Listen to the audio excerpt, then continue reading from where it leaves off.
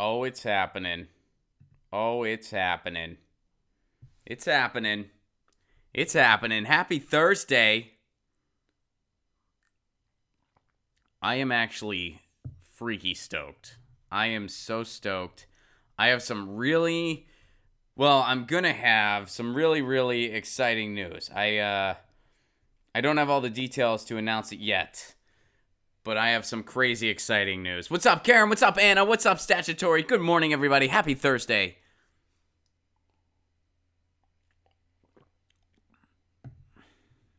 Welcome to Get Your News On with Ron. You guys know the drill. Once there's 30 up in here, we will begin. And I had a really exciting morning, everybody. I was up before 8 a.m., which is not something I do often. I consider this a morning show. It is 10 a.m. where I am at in California. I consider this a morning show, just so you know. But I had a thing, and let's see here. What's up, Andrew? What's up, DLJ? What's up, Frederick? What's up, Karen? Again, what's up, Jason? Would be the crazy news. So I can't announce the details yet because I don't know all the details yet. But it's going to be pertaining to net neutrality. It's going to pertain to activism. And it's going to be a really cool opportunity for everybody, actually. And I'm really excited. What's up, Shane? What's up, Emos? Good to see ya. What's up, Gutter? What's up? Who else didn't I? Lori, how's it going? Good to see ya. What's up, Edwin? What's up, Frederick? What's up, Elizabeth? How are you? What's up, Lance? Good to see ya. And Jason, I know. On the East Coast, it's 1. Here it's 10 a.m., and this is my morning show. What's up, Inks Pixels? By the way, LucyandRon.com launching on Saturday. Yes, and we are over 30. Welcome to Get Your News On with Ron, the world's first viewer-curated streaming news show. What does that mean? That means you guys tweet me articles. You drop them in our Reddit subsection. I stumbled over that. You drop it in our Reddit subsection, and that's how we build the show. I'm seeing everything for the first time. It's literally just, we're all here. We're figuring out what's going on in the world. Some of us, it's already evening, and we're like, what's going on in the world? Some of us, it's like, hey, it's our morning. What's going on in the world? Some of us, it's like, it's lunchtime. And everything in between. So I have a few announcements that I want to make. I went to my P.O. box the other day. I did that. If you want info on my P.O. box, it is just at romplicone.com. You can check out my P.O. box there. And I have some things to say. So first of all, this is from Fred. Fred, are you here? Mr. Fred Edward, are you here? I don't know if you are or not. I hope you are. Look what Fred gave me. Fred gave me a yellow vest. Thank you very much, Fred. I really appreciate it. Thank you, Fred. And you gave me a nice note, too. I appreciate that very much, Mr. Fred Edward. I don't know if you're here. I'm looking for you in the chat. I don't see you. Yeah. So, thank you very much for that, Fred. I got me a yellow vest. I'm going to be wearing it. I got a nice letter from Fred as well. And, Fred, I don't think you're here, which is kind of a bummer. I was hoping that you'd be in the chat when I said thank you. But thank you nonetheless. And hopefully you'll see this later. And I'll see you in a chat soon. But thank you very much for that, Frederick. I very much appreciate it. Now, here's a public announcement here. I'll put on the vest. I'll wear the vest next week, especially since Frederick's not here. But I'll put it on next week. What size are my shirts? I wear a small typically. So, here's my other announcement. Now, this was sent to me without a return address. And it came from Boston. There's no return address, and there's no letter. But what you guys got me, and I'm being really gentle with this, so check this out. This is a Songs of Labor pamphlet, and I'm not even sure exactly how old this is.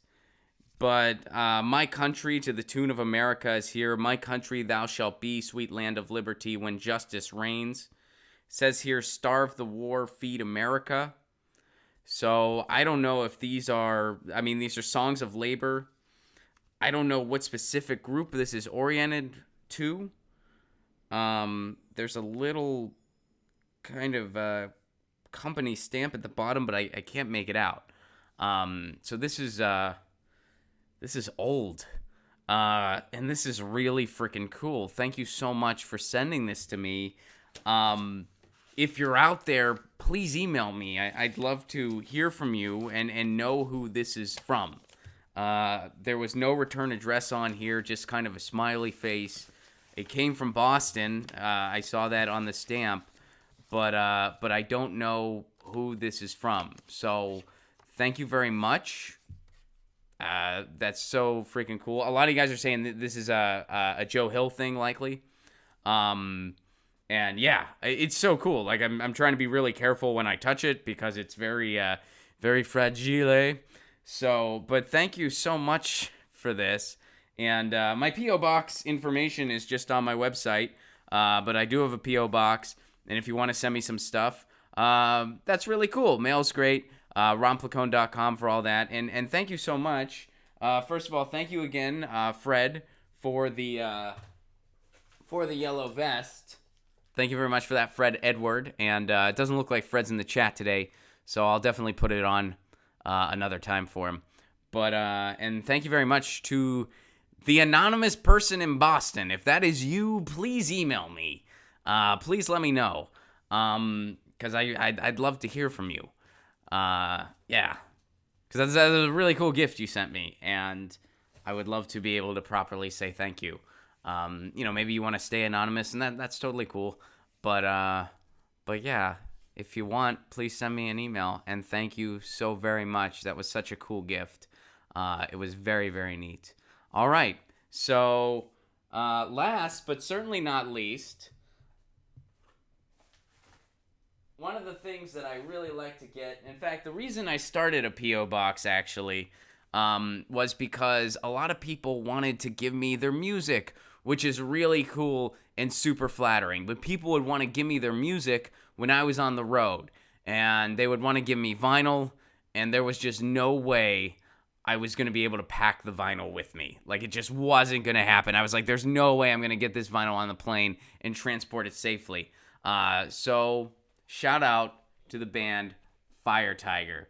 They're a great band. I've seen them live. They're fantastic. I've gotten to meet them. They're wonderful, wonderful people. We come out to each other's shows now because they're also in LA. And they mail me this vinyl. I told them they didn't have to. I was like, guys, you don't have to do that. Just next time you see me, you don't, and I'll pay for it. I want to support. I want to patronize. But they insisted on sending me one anyway. So they mailed me this. It was a very fun surprise. Thank you so much, Fire Tiger. I really appreciate you guys. You're awesome. And the song of the day is going to be one of my favorite tracks from them. It's actually their hit single, Energy. It is a really cool song, and I was really feeling it this morning because it's about energy. It's a fun, upbeat song. They're a great band. They're kind of like, they got an 80s throwback pop tinge, but kind of like a modern twist on it. So it's really, really fun music. Very clever, a lot of hooks, cool lyrics. Their singer, she is incredible. Her pipes are amazing. They're just great. And Energy is their hit single. You can go to their website, which is firetigermusic.com. That's firetigermusic.com. And the song of the day is the track Energy. And check out all their other stuff, too. But I'm really feeling, of course, it goes, energy, energy, we've got the energy. Don't, yeah. Ignore my shitty rendition. Like, I just, they're great.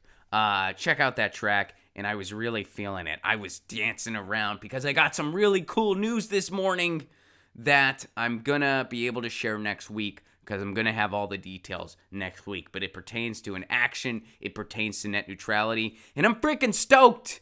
I hope you guys don't mind. I'm stoked today. I'm really stoked. So I really have the energy. So it was great that Fire Tiger, they sent me that vinyl. Very nice of them. Also, another reason I'm stoked, Ron Placone and Friends debuts tonight.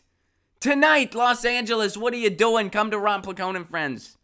That's 7:30 p.m. at Flappers Comedy Club in Burbank, California. Ron Placone and Friends is happening. That's tonight. Jimmy Dore's on that show. Steph Zamorano's on that show. Graham Elwood's on that show. Gareth Reynolds from the Dollop Podcast is on that show. Courtney Cronin's on that show. Tracy Walker's on that show. And I'm there. Gonna be a rip-roaring good time. If you're in Los Angeles, if you email me, last call, if you email me, you said, hey, Ron, I saw it on the stream, I'll throw you on the guest list. Last call for that. You got to email me today. Today, within, as soon as you can. As soon as you can. But I still am willing to throw some folks on the guest list for that. All right, so thank you very much. I wanted to do the song of the day, which again, Fire Tiger, firetigermusic.com. Energy is that track. It's amazing. It's really cool. They're great. All right. News today. Yeah. I'm stoked. And, oh, Fred, you're here. I just looked at the, all right, perfect. Fred, thank you very much for the vest. Thank you very much. I was going through my P.O. Box stuff that I just got. And I got some vinyl, and I got an anonymous Union hymn book, or maybe not Union hymns, but it was this booklet. People are saying it's probably Joe Hill stuff, and it's labor songs.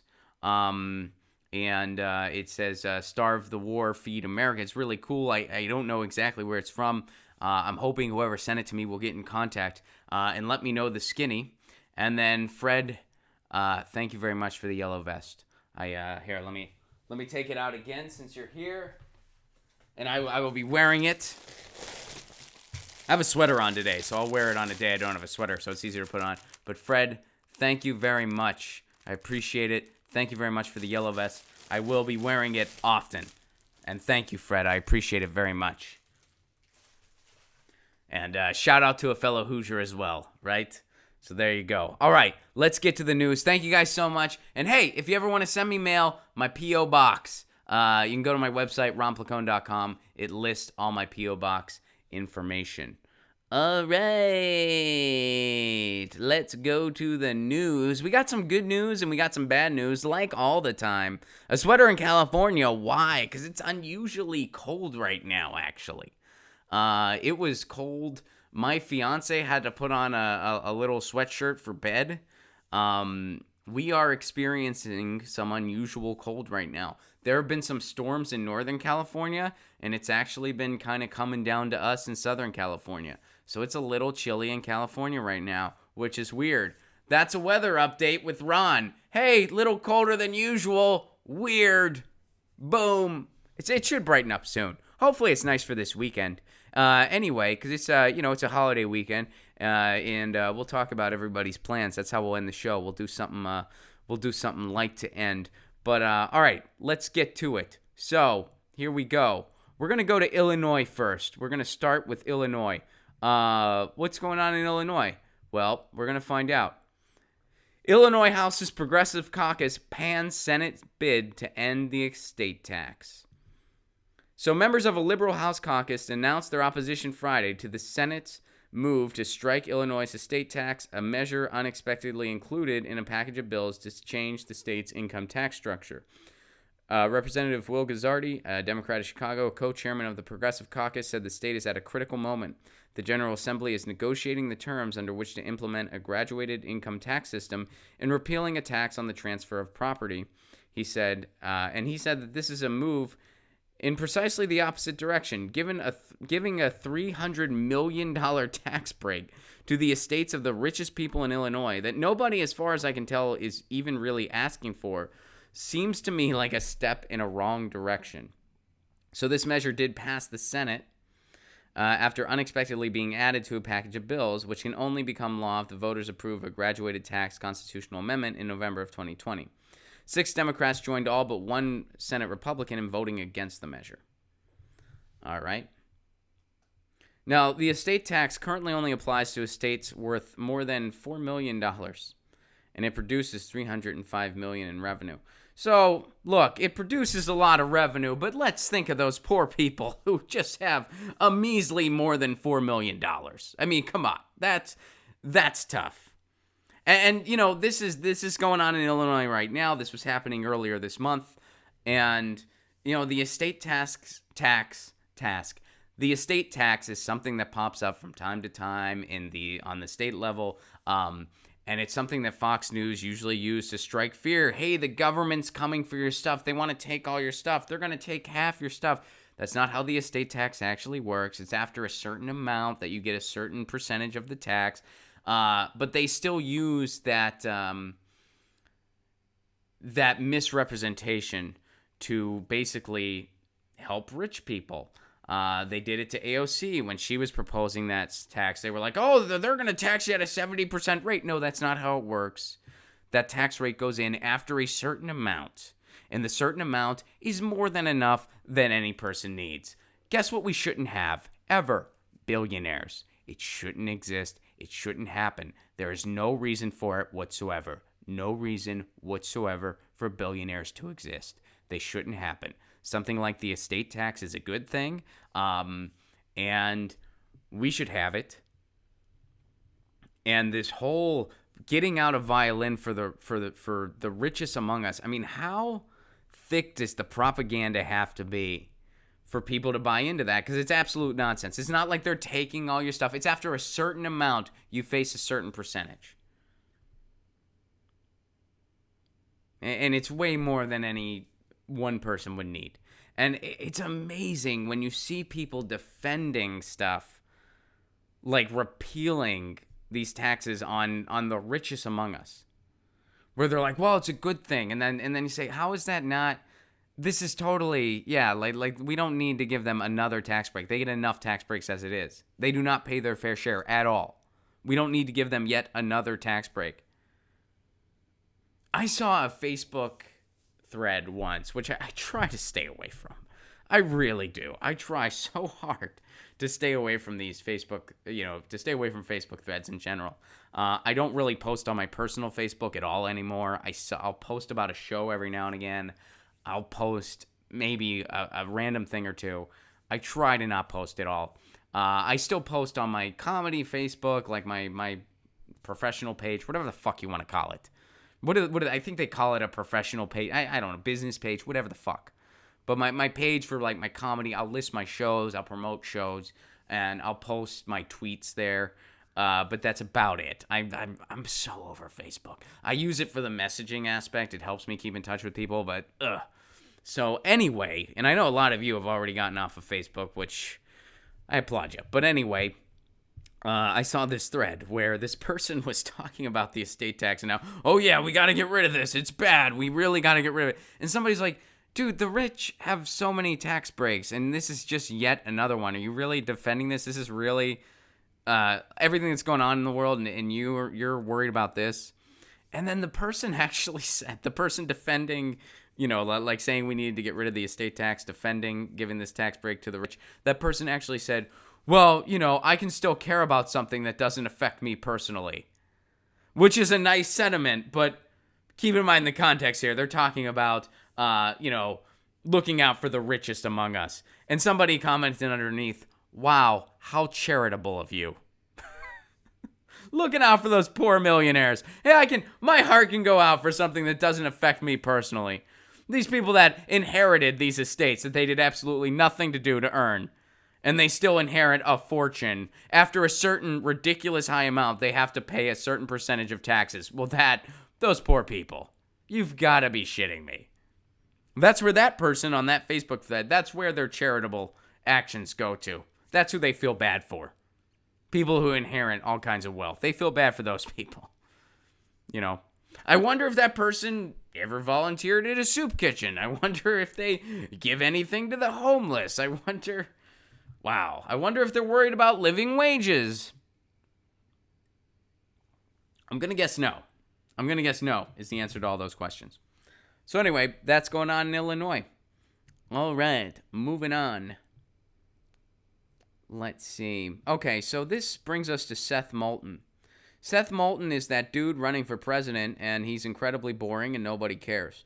But he just unveiled one of the things that makes him, I guess, minimally unique is that he's calling for a national service plan. I think Pete Buttigieg also calls for something similar. And he kind of laid out his plan on what that would look like. So somebody tweeted this to me. So let's go through Seth Moulton's plan of national service. I'm sure it's going to be boring, just like everything else he stands for, which is mostly just a whole lot of nothing. He is maybe the most boring candidate in the race of all the Democrats, and that is saying a whole hell of a lot. But he is probably the most boring. Pete Buttigieg at least has like some interesting things about him, mildly interesting. And actually, his issues page, it wasn't great, but it was better than I was expecting. And keep when I say this, my expectations was on the floor. He actually said something about a Green New Deal. I was surprised to even see that verbiage on his website. So again, my very low expectations, it was better than I was expecting. He doesn't actually support Medicare for all. He kind of has this mealy mouth, like, pathway. But anyway, he's more interesting as a human being. Let's get into this idea Seth Moulton has. All right, so here, and the margins on this are shitty. There's his face. All right, so presidential candidate Representative Seth Moulton unveils his national service proposal, and here he is. He's like, here's my national service proposal, and don't worry, I'm cool with war. Burp, burp, burp. All right, so Seth Moulton, who's a veteran, he released his National Service Education Guarantee Plan Sunday to encourage young Americans to serve their country, and the options are in the military, in AmeriCorps, in FEMA Corps, or in the Federal Green Corps, which is something he would create if he's elected. And their task, the Federal Green Corps task, is supposed to combat climate change and help the environment. I have a feeling if anything like this ever became law, that the Green Corps would get the least amount of attention. I have a feeling this would basically just be a thing to increase enlistment in the military.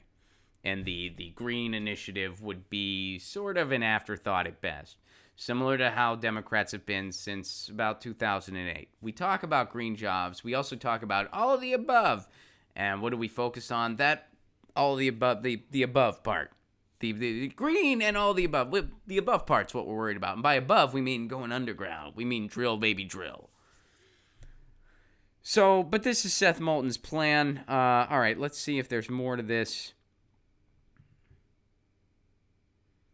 All right, so the Marine veteran described his plan as an investment in the future, saying, if you invest in America, then America will invest in you, he said.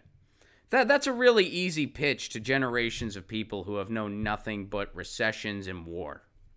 That's a really easy pitch. That's really, tell someone who's 18 or in their 20s or even in their 30s. Be like, hey, we'll invest in you. Really, you will? With all the not jobs that are here? With all the crippling amounts of debt, that's an investment. Don't you see education as an investment in a person? Because guess what? It is. Meanwhile, in this country, if you want to go to school, you have to face crippling debt or be privileged in the first place. But America wants to invest in people, Seth Moulton? Really? That's an interesting sell. Oh, and it's kind of bullshit. If you wanted to invest in people, you would invest in living wages. You would invest in free college. But let's move on with this. So, sorry about these margins, by the way. Modeled on the GI Bill, the plan would establish an education benefit for those who would serve and would expand the president's cabinet. And this would be done by creating a secretary position for the lead administrator of a renamed and restructured National Community Service Administration. So many of the 2020 presidential candidates have released education policies, with some focusing on free college tuition, but Moulton's pitch emphasizes on public service and allocates money for those who serve towards education and job training benefits, including an option for vocational schools. Basically, he wants a quid pro quo. Some people just see education as a public good, and by some people, I mean most other industrialized countries in the world. Not in the U.S., though. Here, we got to do a quid pro quo. You got to give us this service, and then maybe we'll give you a discount on education. This almost sounds like a Republican response to free college in many ways. Like, this almost sounds like if Democrats were actually unison in proposing free college, a Republican response would be, well, how about we just have service that's not mandatory but kind of is? Because Seth Moulton's thing isn't mandatory, by the way. It's expected. That's in the article. We don't need to keep going through this. I'm already bored talking about this subject. But anyway, Seth Moulton, his thing is you're expected to do this service, and if you do this service, then you're going to get a discount on your education. That sounds like something Republicans would propose as an alternative to free college, but this isn't being proposed by a Republican. This is being proposed by a Democrat. And by the way, Democrats aren't even in unison on the concept of free college. Again, when it comes to a year of service, I would say that's sort of skipping quite a few steps ahead. Instead of trying to enact something like that, we should instead enact policies where people have a little bit more breathing room, so a decision like that would be more feasible for them. Some people, by the time they're 18, they're working 2 and 3 jobs. The idea of college is a fantasy to them because they can't even consider taking on the debt. Some people have families by that age. Some people, you get the idea. So I think that before we enact something like that, we need to take some steps into making our environment more sustainable, literally and figuratively. So once again, I think this is not the right priority right now, and that's pretty much all I have to say about it. I mean, we should be focusing on creating a better contemporary society out the gate, making education a public good, having free college, having living wages, creating a society where giving a year of service is a more feasible proposition for young people, as opposed to saying, oh, if you do this, we'll give you a little something in return. We'll help out with your education. You give us this year of service. And I have a feeling the military will be the most emphasized out of that. I have a feeling that will be the organization most emphasized. But all right, so there's that. So let's go over to Medicare for All. This happened this week. And this takes us to commondreams.org. House Democrats hold historic second hearing on Medicare for All. The National Nurses United called it another step towards passing this vital piece of legislation. So after Democrats held the first ever congressional hearing on Medicare for All last month, the House Budget Committee on Wednesday morning invited federal officials to testify at a historic second hearing on the costs of replacing the nation's current for-profit system with one that guarantees health care as a right for all Americans. I love how they framed that sentence. Like, that's really just, because it just sums it up. Like, it's a really subtle way of saying, hey, we're doing really evil shit, and we're thinking about maybe not being evil. Hey, they had a hearing about replacing our for-profit system, replacing that whole idea that we've been entertaining for years that the human body is a profit center, that people's health is worth making money off of. That whole notion that is morally repulsive at every level, no matter how you frame it, that we've just passively accepted for years and years, we're revisiting that and maybe going to the idea that, every other industrialized nation entertains, that healthcare is a right. That you have the right to healthcare if you're born in the richest country in the frickin' world. We're moving away from... We thought maybe we shouldn't be evil as fuck. Maybe we shouldn't be as evil as one can possibly be. Maybe we shouldn't accept this structure. I like that. Good job, Common Dreams. I like that. All right, so going back to the article here. So unlike the hearing in April in the House Rules Committee, Wednesday's hearing, this was yesterday as of the recording of this, Wednesday's hearing did not feature outside experts or activists. Instead, all 3 witnesses are officials from the Congressional Budget Office, the federal agency that provides budget and economic information to Congress. Given the hearing's focus on a recent CBO analysis, Susanna Luthi highlighted 5 things to listen for as Republicans took for points for 2020 campaign messaging, and Democrats try to keep the focus on how to close the coverage gap that persists despite the Affordable Care Act. So the hearing's restrictive witness list did not stop advocates of the Medicare for All Act of 2019, introduced by Pramila Jayapal in February, from showing their support. So on Tuesday, 209 economists signed a public statement which says in part, the time is now to create a universal single-payer Medicare for all healthcare system in the United States.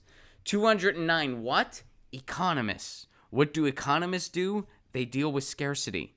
They address how we deal with scarcity. That's what economists do. And they're saying the way to go is a nonprofit single-payer system. Economists are saying that. Now, it doesn't take an economist to realize that, gee, when you made a profit center out of healthcare, when you have a for-profit middleman dictating the price of healthcare and dictating to the doctors and so forth, not only are results going to be shittier, but costs are going to go up. That's why we pay more and get less than every other industrialized country in the world when it comes to healthcare. But now you have over 200 economists that agree. So whenever somebody says, how are we going to afford a cheaper healthcare plan? You say 209 economists. 209 of them. Economists. They do economy stuff for a fucking job. They're saying it's cheaper. Who else decided it was cheaper? Gee! People hired by the Koch brothers. The Koch brothers. The right-wing people who do not want to see anything close to a universal system. Organizations that they hired couldn't get around the fact that, yes, Medicare for all is cheaper and saves money. The Koch brothers.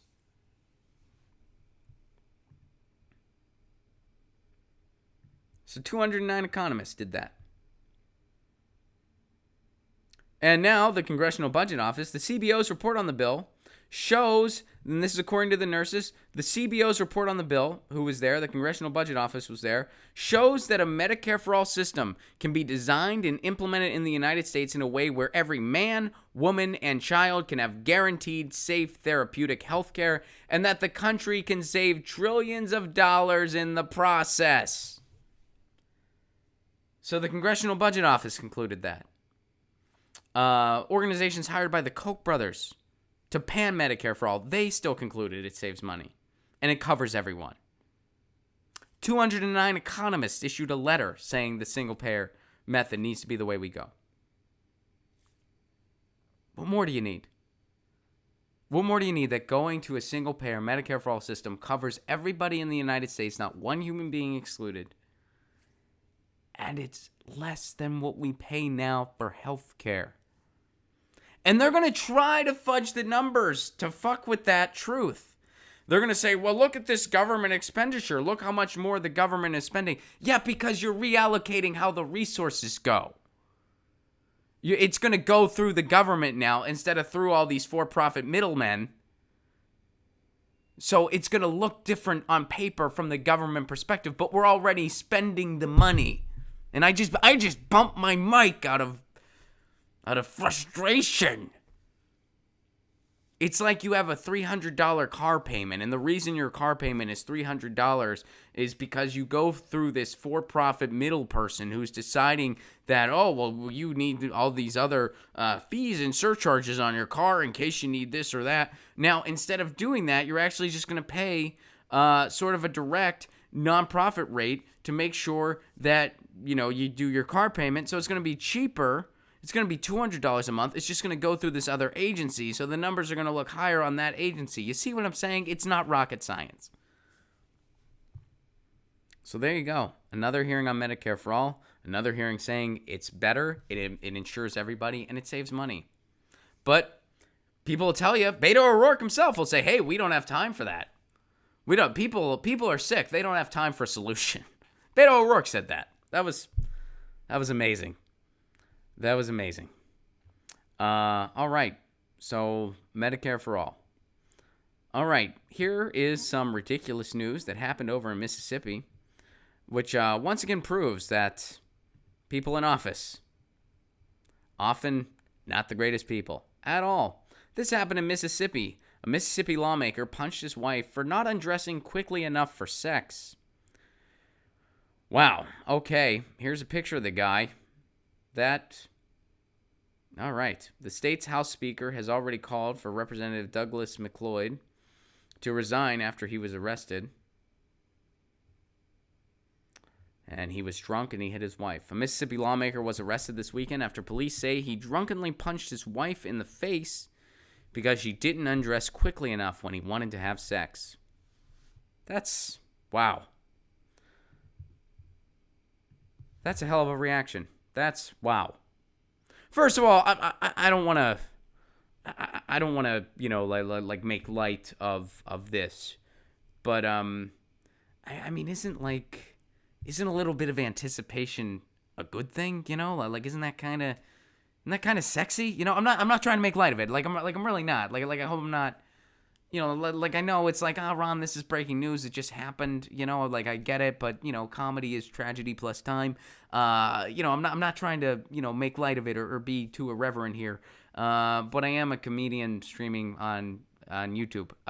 So what are you gonna do? But like, isn't like who? It's kind of weird. Like that's just like, this isn't fast enough. Boom, and I'm still in the mood. Like, what the fuck's wrong with you? Like who? All right, so this guy is wow. All right. So police responded to a domestic violence call on Saturday night at the home of Doug McLeod. The Biloxi Sun-Herald reported Monday when they arrived, the 58-year-old representative for Loosedale was intoxicated, slurring his speech and stumbling around the house. Okay, police found McLeod's wife and another unidentified woman on the second floor of the house, frightened and shaking. McLeod's wife said he just snapped and struck her in the face after she didn't get her clothes off quickly enough to have sex. The punch bloodied her nose and left blood on the couple's bed and floor. McLeod's wife ran to the other woman's room for safety, and the two locked themselves inside. The other woman said McLeod began banging on the locked door and threatened to kill her dog if she didn't let him in.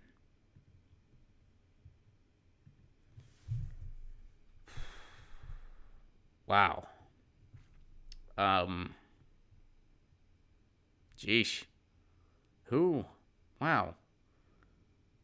So this is a guy who's an elected official who is willing to kill an animal and will punch his wife if she doesn't undress quickly enough for sex. This is a psychopath. This is a true, I keep bumping my mic today. What the fuck is wrong with me? This is a true psychopath.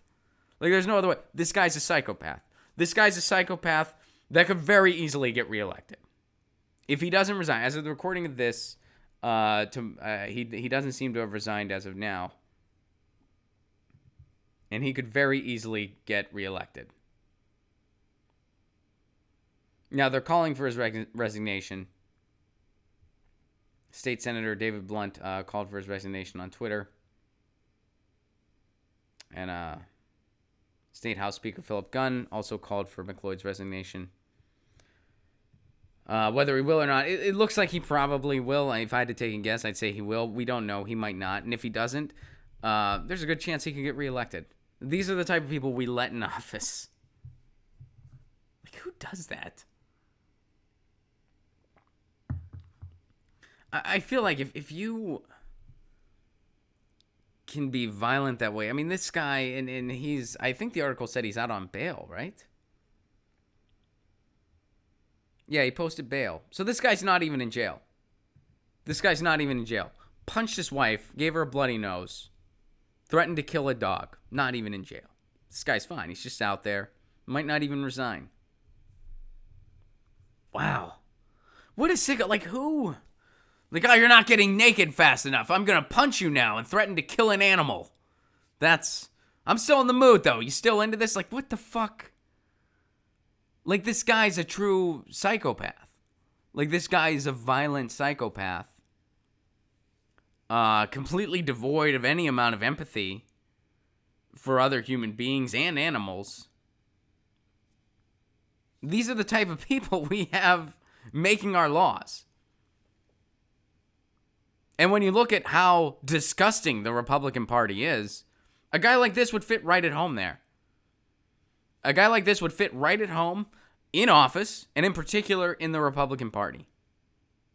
That's why it's so hard to have any reverence for our system. It's so hard. So, all right, that guy. Good job. And that's Douglas McLeod. I might be mispronouncing his name, but Douglas McLeod of Mississippi. We'll see if he resigns. So, That guy seems pretty scummy, or is pretty scummy. We don't need to say seems. That guy's scummy. That guy's a scumbag. You know who wasn't a scumbag? Fred Rogers. Mr. Rogers. A lot of you, like me, may have grown up with Mr. Rogers. I grew up with Mr. Rogers, literally, not literally, well, I didn't know the guy personally, but Mr. Rogers' studio was right next to my high school. Mr. Rogers was a Pittsburgh institution. Pittsburgh, Pennsylvania is where I grew up. Of course, he was known all across the country, and he was the guy, you know. I mean, Mr. Rogers, you grew up with Mr. Rogers. I learned so much from Mr. Rogers, as many people did, and he was really one of a kind. So in Pennsylvania, they're doing something for that. He died not too long ago, and here's something that's going on over in my home state of Pennsylvania. Governor Wolf of Pennsylvania designates May 23rd as 143 Day in honor of Fred Rogers. So happy 143 Day. Performing acts of kindness will carry extra significance May 23rd, the 143rd day of the calendar year. That's the date chosen as an homage to the late Fred Rogers and his philosophy of caring. Governor Tom Wolf will declare May 23rd as 143 Day with the hope that Pennsylvanians across the state will be inspired to look out for one another Thursday. An online kindness generator and a social media campaign will promote the event. Carrie Fisher-Lepore, Deputy Director of Marketing, Tourism, and Film, said it's hoped that corporation and public agencies will join in. Rogers, the iconic childhood development expert and Mr. Rogers' neighborhood host, used to consider 143 a special number. There is 1 digit in I, 4 in love, and 3 in you. Aww. He also maintained a weight of 143 pounds through adulthood, swimming daily at the former Pittsburgh Athletic Association pool. That's awesome. Pennsylvania state agencies are expected to temporarily change their logos in honor of the occasion. This is not about trying to inspire travel. This is purely about trying to inspire kindness and gratitude and love for our neighbors, Ms. Lepore said.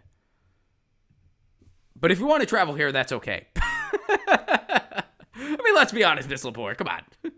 This is a great thing. Like this is really cool. I'm just having a little, just poking a little bit of fun. But, yeah, you wouldn't mind some tourism. That's really cool. I grew up with Mr. Rogers. I still have not seen the movie. If you've seen the movie, no spoilers, please. I still have not seen the movie. And Mr. Rogers' Neighborhood, I'm sure a lot of you grew up with that show. And if you haven't, or even if you have, I totally recommend checking out the movie. Learning more about Fred Rogers. He was the man. I mean, he really was. And he was light years ahead of his time. I know at one point, and this was years ago, I know at one point they were, a lot of people would question his sexuality. Because I guess he gave off vibes that some people felt was feminine or whatever.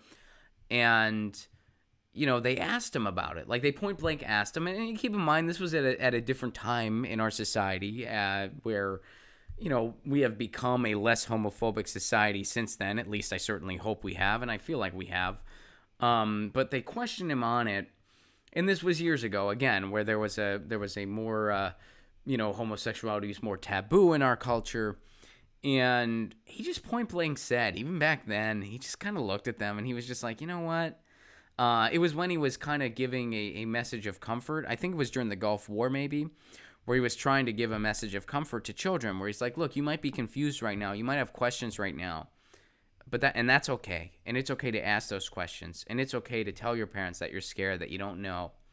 And you should know that there's people out there who love you very much, and you're going to be okay.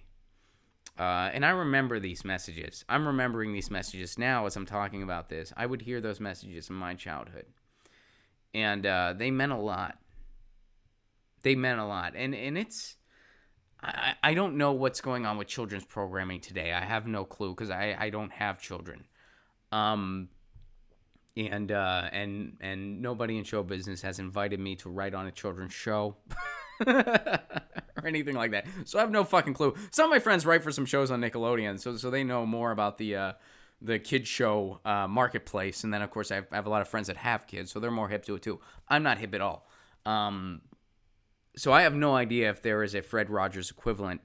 And He was one of a kind, so it's not like there's, but like a kind of modern day Fred Rogers, so to speak. I don't know if that's out there or not, or if it's out there in the micro level in several different inceptions, but I certainly hope that it is.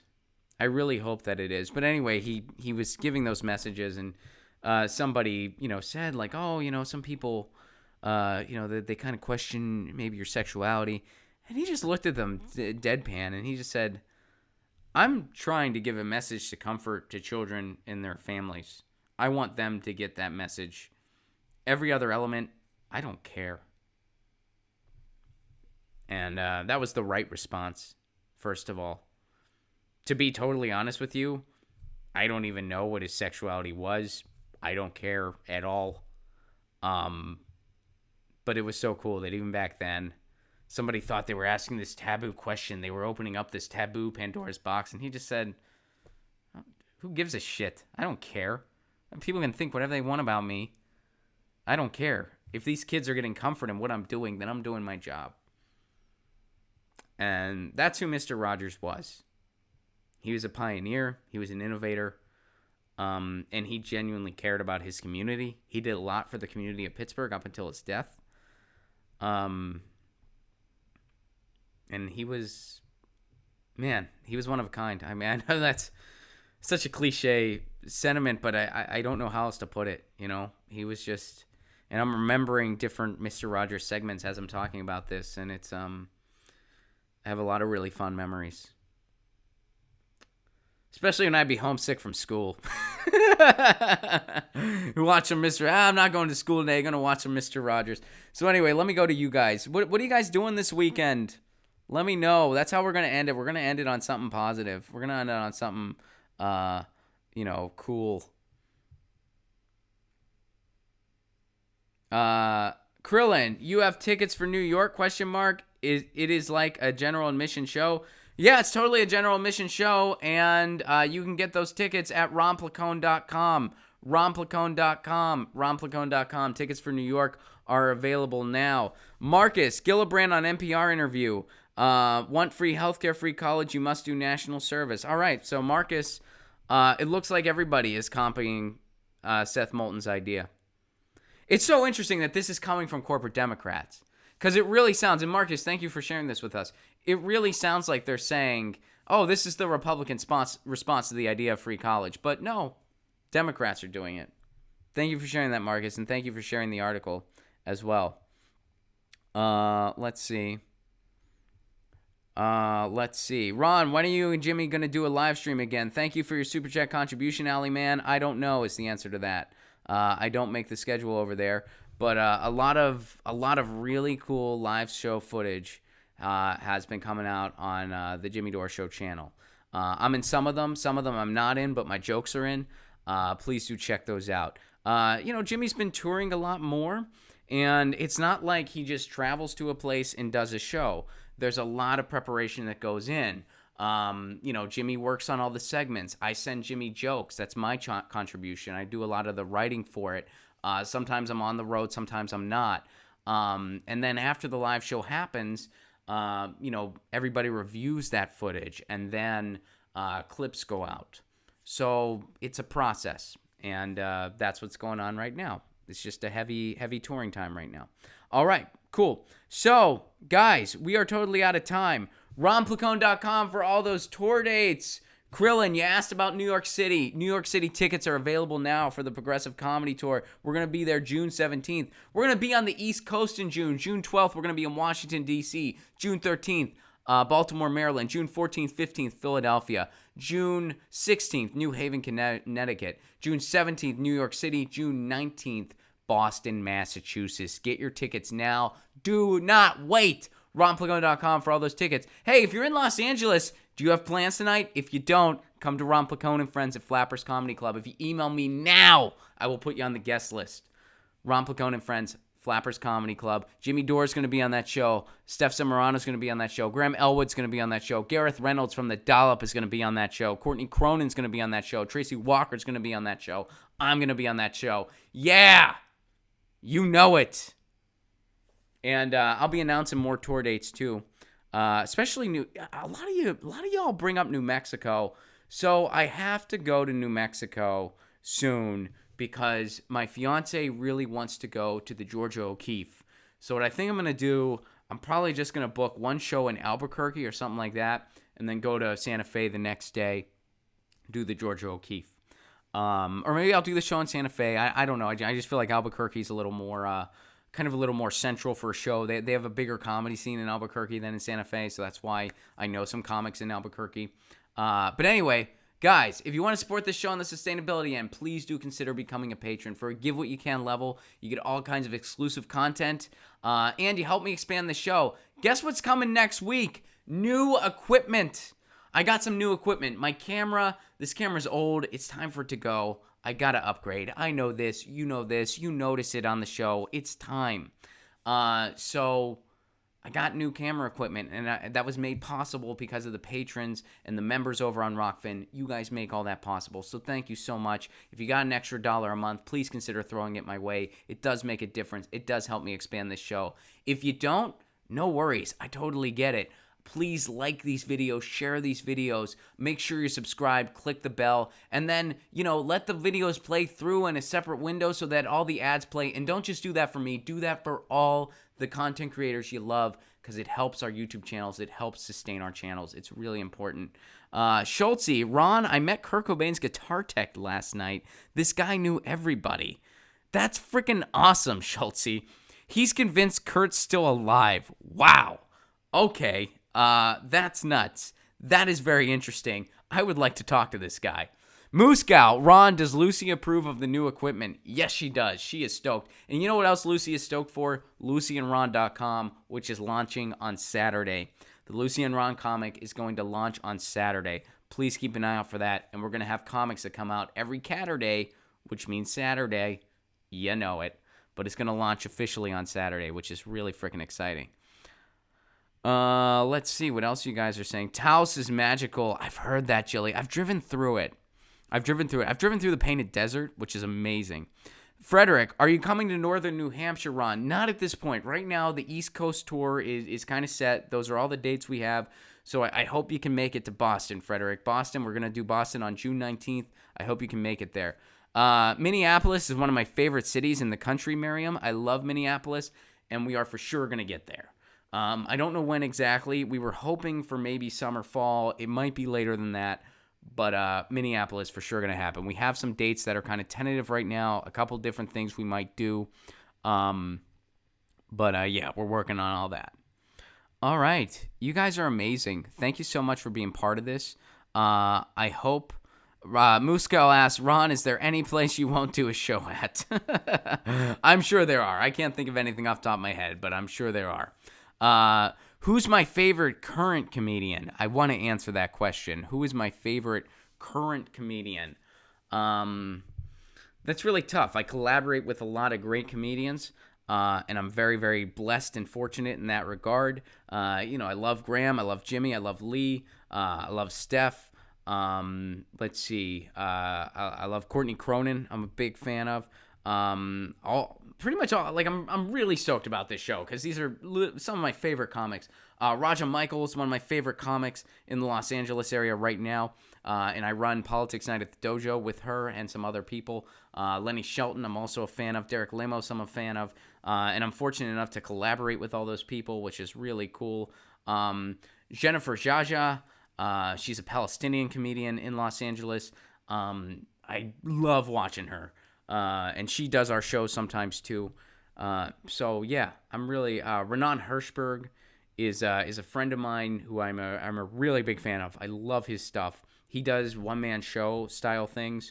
They're really, really great. There's so many. There are so many. I got to just give a list, kind of give a rundown, because there's so many comedians that are out right now that I think are doing amazing things. And I'm fortunate enough to get to collaborate with a lot of them. So thank you for that question. Guys, we are totally out of time. I do have to run. Thank you for another amazing week. The podcast drops tomorrow. You know the drill there. Podcast drops tomorrow. Get it wherever you get podcasts. To Get Your News On With Ron podcast. The Lucy and Ron comic comes out on Saturday. Please stay tuned for that. Thank you so much for being part of this. You know the drill. Lucy says meow. I say peace. Consider the news gotten, which doesn't even make sense. Lucy says meow. I say peace. See you next week. Peace.